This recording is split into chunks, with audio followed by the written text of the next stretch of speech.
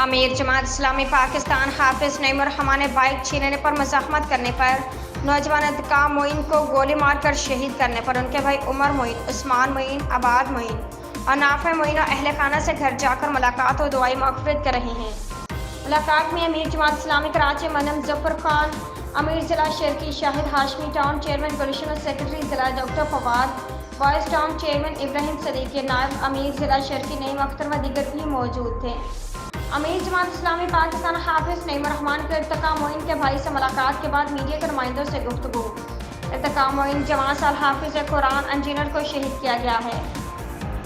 چھینا جبتی کے واقعات میں نوجوان کو قتل کیا جا رہا ہے۔ پیپلز پارٹی کا 16واں سال ہے، عملاً کچھ نہیں کیا۔ پہلے شہری مسائل کا شکار ہے اور دوسری جانب کھلے عام ڈاکو شہریوں کو مار رہے ہیں۔ پولیس اور قانون نافذ کرنے والے اداروں کے لیے سوالی نشان ہے کہ وہ کیا کر رہے ہیں۔ کراچی ٹیکس دیتا ہے تو پورا پاکستان چلتا ہے۔ پہلے کراچی کو اس کا حق نہیں دیا جا رہا اور دوسرا انہیں تحفظ بھی نہیں دیا جا رہا۔ اقتدار میں موجود لوگ اپنے مفادات تو پورے کر رہے ہیں لیکن عوام کے جان و مال کا کسی کو کوئی خیال نہیں۔ ہم ارتقا کے گھر والوں سے تعزیت کریں اور شہریوں سے اپیل کرتے کہ جان و مال کے تحفظ کے لیے باہر نکلے، جماعت اسلامی کا حصہ بنے۔ جماعت اسلامی کا آئندہ جو بھی لائحہ عمل طے کرے، شہری اس کا حصہ بنے۔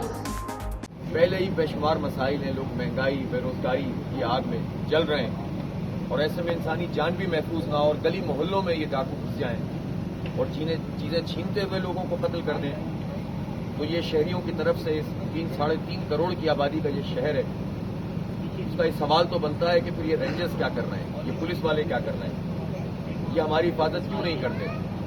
ہمیں ان تمام چیزوں پر یہ جو سوال اور جواب کیے جاتے ہیں کہ اختیار اس کا اتنا ہے، اس کا اتنا ہے، تو یہ سوال جواب ہمارا نہیں ہے۔ ٹیکس دیتا ہے یہ شہر، پاکستان کی معیشت چلاتا ہے، پورے پاکستان میں آدھا ٹیکس یہ شہر دیتا ہے، آدھا پورا پاکستان دیتا ہے، 54% ایکسپورٹ کرتا ہے۔